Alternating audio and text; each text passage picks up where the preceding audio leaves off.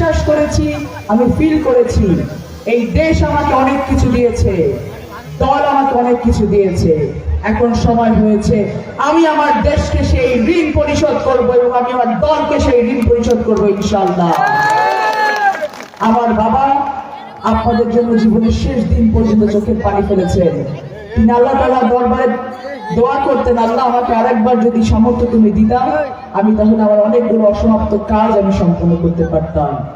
আমি বিশ্বাস করি আল্লাহ তাআলা তার সেই দোয়া কবুল করেছেন। তিনি পুতুলের রূপে পটলকে আবার লালপুর বাগাতে পারে মাটিতে নিয়ে এসেছে। আগামী 12 তারিখ 7:30টার সময় আমাদের নির্বাচনী কেন্দ্র খোলা হবে, ব্যালট বাক্স খোলা হবে। 7টার মধ্যে আমরা লাইনে দাঁড়িয়ে যাব, সুশৃঙ্খল ভাবে রোদ ওঠার আগে আমরা ভোটটা দিয়ে ঘরে ফিরবো। কারণ ধানের শীষের যে জোয়ার লালপুর বাগাতে পাড়াতে উঠেছে, আপনার ভোটটা দিতে দিতে যেন দেরি না হয়ে যায়, এই জন্য আমরা ফজরের নামাজ পড়েই সকাল সকাল ভোট দিতে চলে যাবো ইনশাআল্লাহ। আজকে শবে বরাতের পবিত্র রাত, আপনারা সকলে আমার জন্য দোয়া করবেন, আমার বাবার জন্য দোয়া করবেন, আমাদের মরহুমা সাবেক সফল 3 বার প্রধানমন্ত্রী বেগম খালেদা জিয়া আত্মার মাগফিরাত কামনা করে দোয়া করবেন, শহীদ প্রেসিডেন্ট জিয়াউর রহমানের আত্মার মাগফিরাত কামনা করে দোয়া করবেন।